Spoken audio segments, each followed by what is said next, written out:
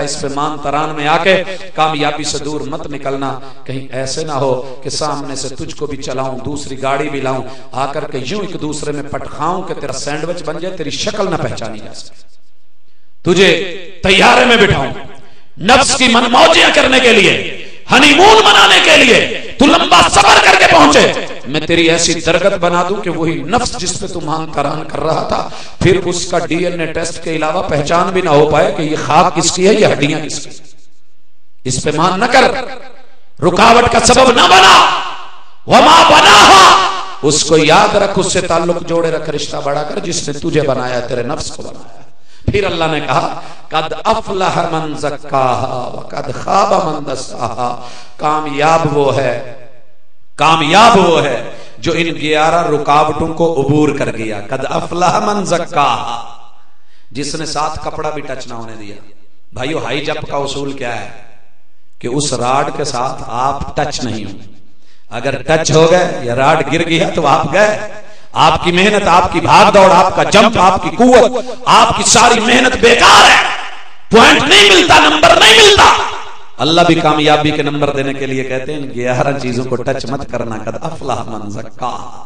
ان کو عبور کر جا، وقد خاب من دساہا، جو ان کے ساتھ چمٹ گیا، جو ان میں دھنس گیا، جو ان میں گر گیا، جو ان دلدلوں میں پھنس گیا، وقد خاب من دساہا، یہ ناکام ہے۔ اور پھر رب نے آخر میں مثال دی بہت بڑی قوم کی، قوم سمود کی،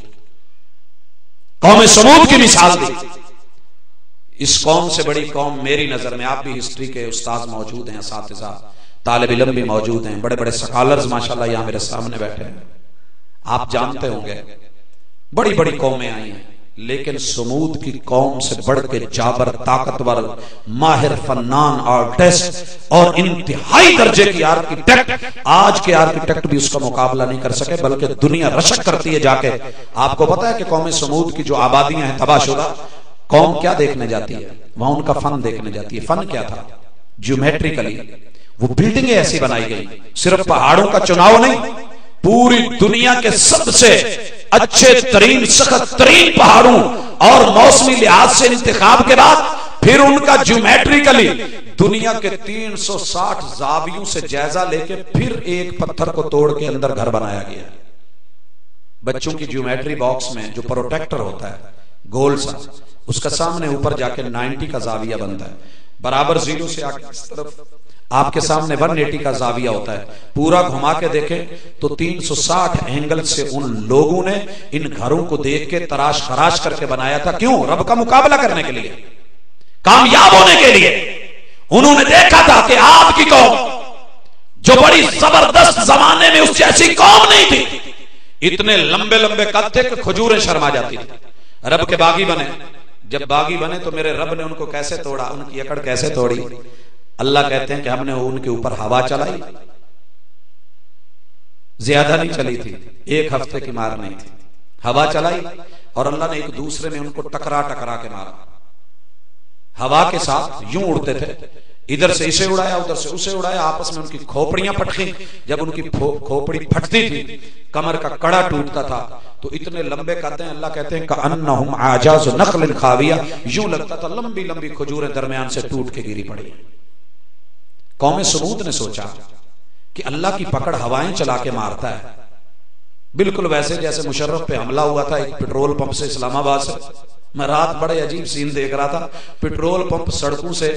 نقشے کے اندر اتنے پیچھے کر دیے گئے کہ اس لیے کہ کہیں اس سے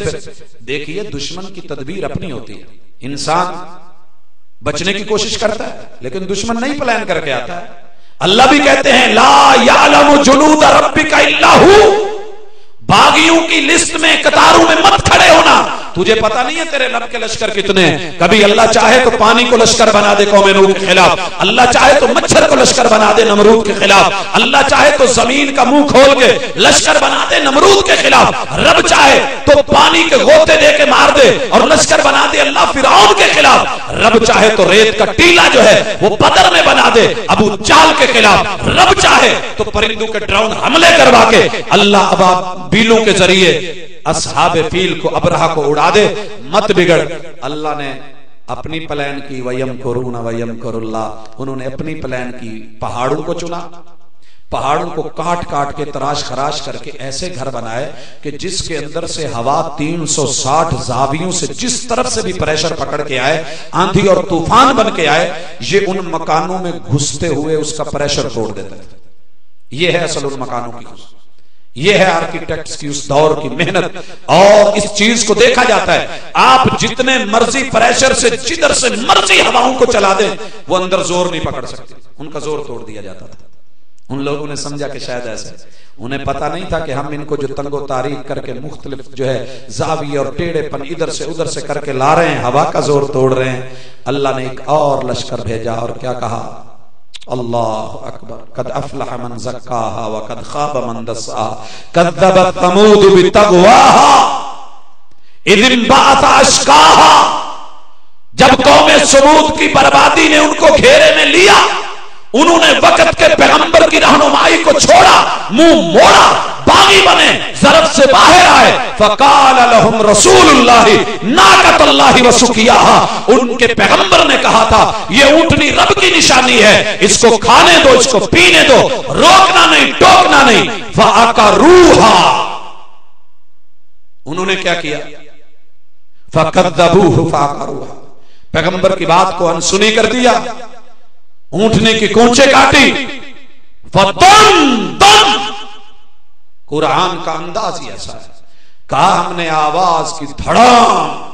پٹاخے دار آواز ان میں چھوڑی، ان کے گھروں کے 360 اینگلوں میں اس طرح گھسی کہ ان کے کانوں کے ذریعے گھستی تھی اور ان کا دل پگھل کے ان کے مقدوں کے راستے سے ہم نے نکال دیا۔ فَدَمْدَمَ عَلَيْهِمْ رَبُّهُمْ بِذَنبِهِمْ فَسَوَّاهَا وَلَا يَخَافُ عُقْبَاهَا۔ ان کا حشر کیا ہوا؟ چند لوگ ان پہ رونے کے لیے بھی نہیں بچے، کوئی آنسو بہانے والا نہیں بچنے دیا۔ ہم نے، ہمیں سبق دیا قرآن نے، دعوت دی قرآن نے، جھنجھوڑا ہمیں قرآن نے، اور لمحہ فکریہ دیا قرآن نے، اپیل کی ہے قرآن نے، اور ہمیں یہ کہہ رہا ہے کہ لوگوں بھلائی کی طرف آنا ہے، ان رکاوٹوں کو عبور کرنا، رستے کی رکاوٹ نہ بننے دینا، دنیا کے رشتے چھوٹے کر دو، رب کا رشتہ بڑا کر دو، 4 چیزوں کی اساس مضبوط کر لو، کامیابی تمہارے قدم چومے گی۔ بلاتی ہیں موجیں کے دریا میں اترو، کہاں تک چلو گے کنارے کنارے۔ سبحانک اللہم و بحمدک، اشہد ان لا الہ الا انت، استغفرک و اتوب الیک۔